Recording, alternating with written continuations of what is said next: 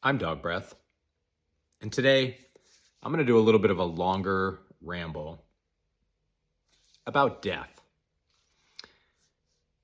I have been, I don't know if fascinated is the right word, but very curious about what happens after we die for many years.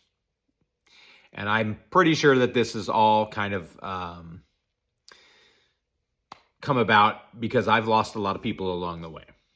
So I lost my grandfather. My mom's father died when I was younger than 3. My own father died when I was 19. My Uncle Jerry, my mom's brother, died in his early 40s when I was in my mid to late 20s. And then just recently, about 2 weeks ago, we discovered that my brother has a brain tumor, same brain tumor, similar brain tumor to the one that my uncle had that killed my uncle years ago. And now my younger brother is basically looking at a death sentence. So death and I have been close companions for a long time. And I've been curious about it forever.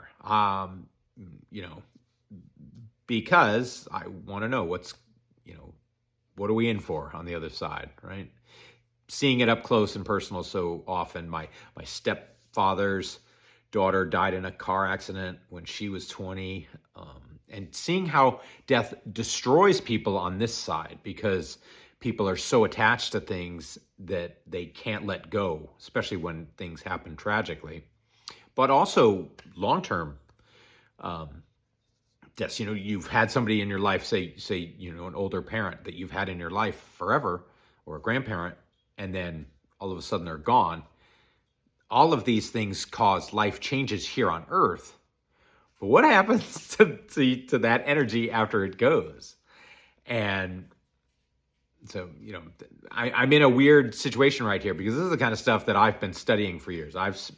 Even before YouTube became really a thing and there was all kinds of near-death experience videos out there and all kinds of information about reincarnation, all kinds of information about how science and religion are really not that different when it comes to the idea of universal wholeness or the theory of everything.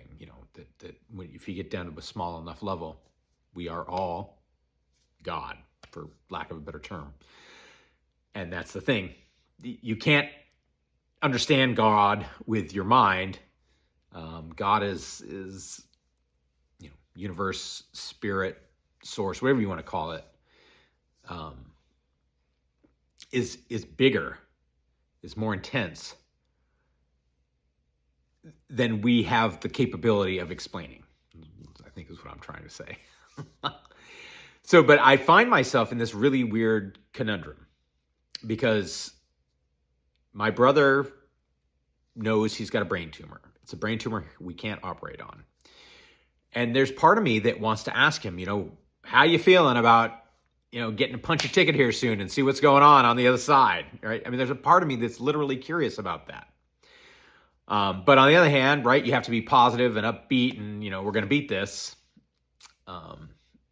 Even though history and the odds suggest that, we probably won't, at least not for any kind of, long term.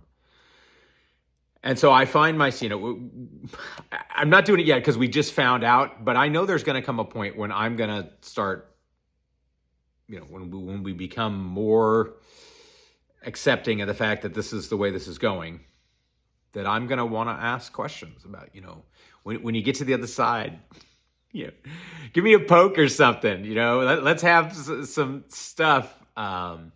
It's a time for me to actually, have some planning with somebody before they go back to the other side, because I see things from my other spirits, relatives who've passed on. Well, probably my very favorite story, I've got a lot of good ones, but my favorite story was my grandmother. My grandmother loved Frank Sinatra. And at her funeral, I decided that I was going to make Frank Sinatra music her calling card to me, if you will. Her little poke that I'm still out here. So we went to a restaurant, Italian restaurant. She was an Italian grandma. So we went to an Italian restaurant to have food after this, after her wake. And I went into the bathroom, and as I was going into the stall, Frank Sinatra's song, "The Best Is Yet to Come," started playing. And I got a tear in my eye, and I looked down, and there was literally a roll of toilet paper that said Angel's Choice on it. So I was like, oh, Grandma, thank you so much for saying hi. But after that, because we were in an Italian restaurant, sometimes you hear Frank Sinatra in an Italian restaurant.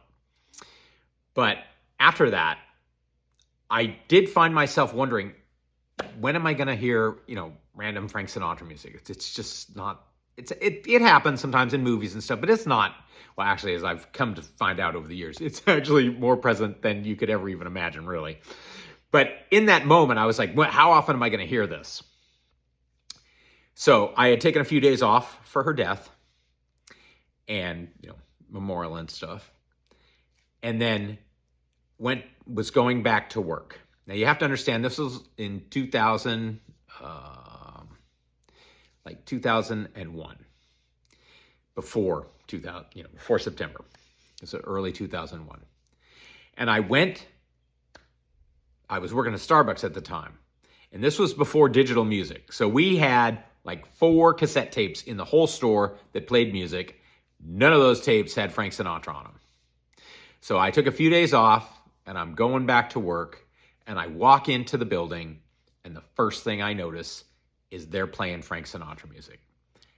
And my whole body's tingling, and I'm thinking, wait a minute, what is going on? How come we don't have a Frank Sinatra tape? What is going on here? So I immediately beeline to the back, and one of the supervisors was there. I said, "What's going on? Why do we have Frank Sinatra music?" And she turned to me. She said, the new promotion just came out, and we got this tape a couple of days ago, and we're going to be listening to this tape for the next basically 2 months till this Valentine's Day promotion is over. So right after choosing Frank Sinatra, hearing Frank Sinatra in the bathroom right after her wake, and then having 2 months where all day at work was literally nonstop Frank Sinatra music. I sang along. I thought of all the good times with my grandmother. And it's always made me think, believe, right? You can do whatever you want with it. But that was her way of helping me get through her passing. And I'm about to approach that again with my brother. And so I want to talk to him, see if we can, work it out and get a little more proof this time. So, yeah, I hate that this is a thing, but there is comfort in knowing that there is something beyond, and that helps you process it and move forward. So we'll see as we get further. We still got fingers crossed that we'll get a miracle and maybe something will miraculously start to work, or maybe he'll go mind over matter and make the tumor go away. But if things progress this way, it least warms my heart to know that he'll be on the other side and finally getting a chance to experience the glory that is being reunited with that universal source and energy. So it's a long one. If you made it to the end of this one, double thumbs up for you. Appreciate you. Like and subscribe, because I feel like I'm going to be talking about death a lot more over the next couple of weeks and months. And we'll see how long it lasts. So, dog breath, sorrowfully out. Howl! But if there's no death, then I guess there's joy in that.